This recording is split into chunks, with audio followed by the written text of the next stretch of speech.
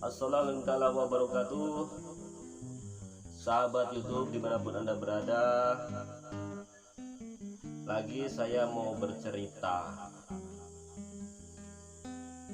Cerita ini khusus untuk ayah Anda yang telah meninggalkan saya.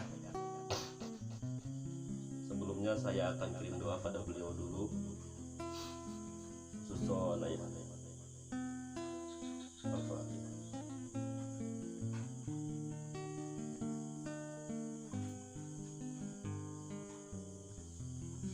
Baik, penonton YouTube dimanapun Anda berada, saya mau kisahkan kejadian ini tahun 1988.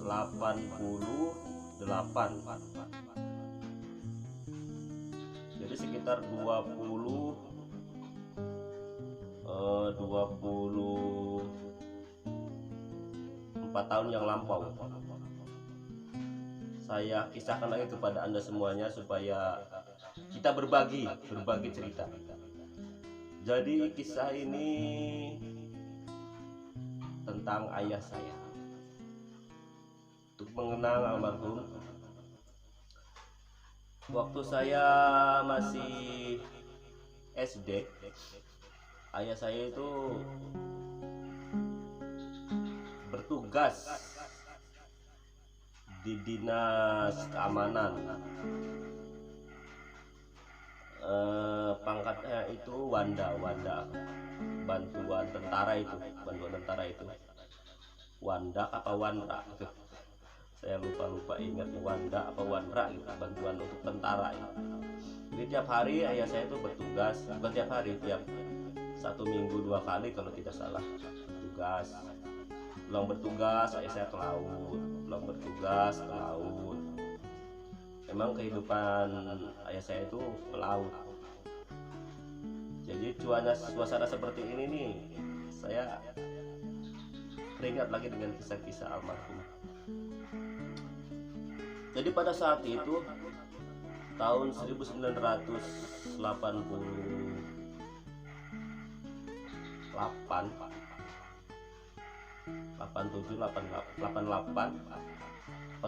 itu ada satu kisah yang booming pada saat itu, yaitu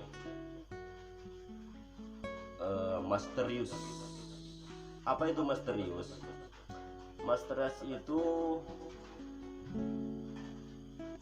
satu tentara khusus yang ditugaskan oleh pemerintah. Mohon maaf, pada saat itu Bapak Presiden Soeharto ya, untuk menanggulangi premanisme di desa, di lapangan, di manalah. Premanisme ini kadang berbuat kejam, bahkan penganiayaan, pembunuhan, penggelapan. Tidak segan-segan dia mempunyai organisasi dengan teman-temannya, bukan sendirian. Saking banyaknya premanisme di lingkungan masyarakat tidak berani tentang langsung, tidak berani, karena preman ini mempunyai kawan-kawannya. Mohon maaf ya, sambil nyantai ya. Mempunyai kawan-kawan yang banyak, jadi masyarakat tidak berani. Maka pemerintah menerjunkan satu tentara khusus, itu disebut dengan penembak misterius. Jadi datang ke satu desa di mana premanisme yang sering bikin onar di masyarakat. Catat, saksi-saksi bawa tembak di tempat. Kalau tidak memban tembak di tempat, diborgol bawa. Nah, ayah saya cerita pada saat itu dia sering mengawal orang-orang preman itu. Dikawal, setelah diborgol itu dikawal, masukkan ke kerangkeng. Ayah saya yang ngawal. Ayah saya itu jaga gitu, gantian, ada 4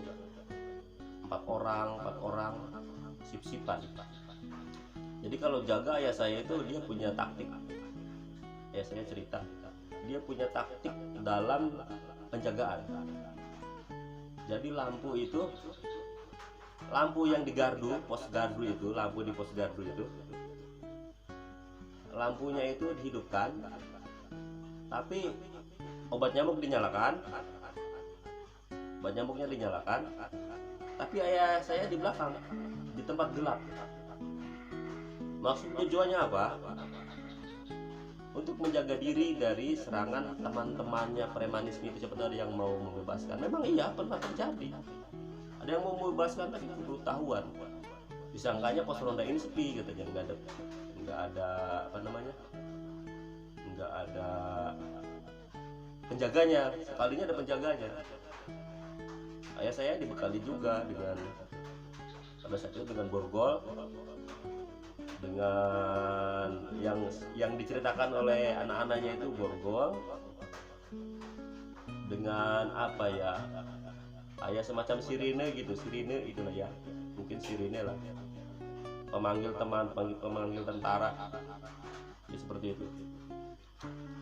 Jadi misterius preman-premanisme yang terkumpul di berbagai desa itu dikumpulkan soalnya banyak bahkan ratusan ya. Itu berbagai macam itu. Ada yang nggak mempan dibacok, ada yang nggak mempan ditembak, bahkan ada yang nggak mempan dibakar. Nah, yang nggak mempan ditembak itu, Masya Allah, ini ya saya ceritakan di sini ya, di Kalimantan sini ya, cerita. Waktu di Jawa nggak pernah cerita. Waktu saya masih di Jawa sana nggak pernah, ayah saya nggak pernah cerita. Ketika di sini aja diceritakan, di anak-anaknya yang sudah dewasa, sudah besar. Ketika anaknya masih kecil nggak diceritakan. Saya dengar cerita ini sudah bujang, sudah umur, sudah bujang, sudah sanggup lah mendengar cerita ini. Jadi kata ayah saya itu, premanisme yang tertangkap itu, yang tidak mempan ditembak, itu ditelentangkan ditengkurapkan di kayu dengan posisi kaki terikat. Itu dari pantat itu dimasukin bambu runcing, tembus ke jantung. Masya Allah, saya dengar, pantesan ayah saya tidak menceritakan kisah seperti itu ya. Tembak nggak mempan, dibacok nggak mempan, bahkan goloknya untuk membacok itu rompang, pelurunya untuk tembaknya terpantul, ada itu banyak katanya seperti itu. Pantesan preman-preman itu berani ya. Jadi caranya bagaimana? Dari pantatnya itu ditusuk bambu runcing, tembus ke jantung, masuk ya, mati. Kelemahannya di situ. Kelemahan ini, mohon maaf ini, kelemahan ini di sini. Orang kebal itu kalau dari pantat ditusuk masuk, karena pantat lubang pembuangan itu kan bolong nih, jadi masuk didorong, akhirnya mati. Tapi ada juga yang seperti itu nggak mempan. Ada seperti itu, susah. Pakai bambu ini nggak bisa, ditembak nggak bisa. Caranya gimana? Dimasukin ke dalam karung, diikat. Kalau yang tidak sanggup mendengar cerita ini, udah dimatiin aja. Jadi masukin ke dalam karung, diikat,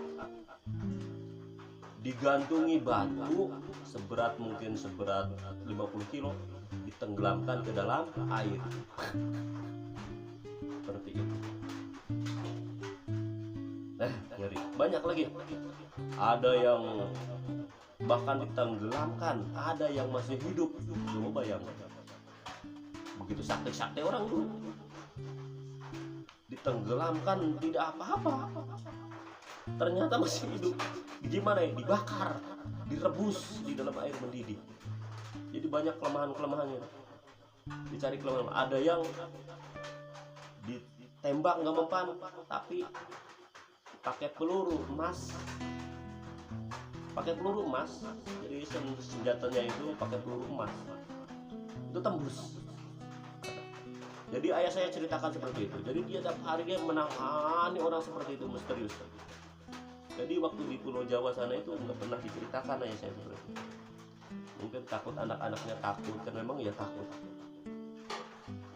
jelas. Dan dikisahkan ketika anak-anaknya kami ini, saudara saya itu ada kesini ke Kalimantan itu 9 orang, sudah pada dewasa semua, diceritakan seperti itu. Ketika kalau saya kecil diceritakan seperti itu, wah mungkin saya nggak bisa tidur, yakin nggak bisa tidur. Bahkan ayah saya di tugas itu dia pulang pagi berangkat senja, pulang pagi berangkat senja itu nggak pernah cerita kerja apa, tugas apa, nggak pernah cerita.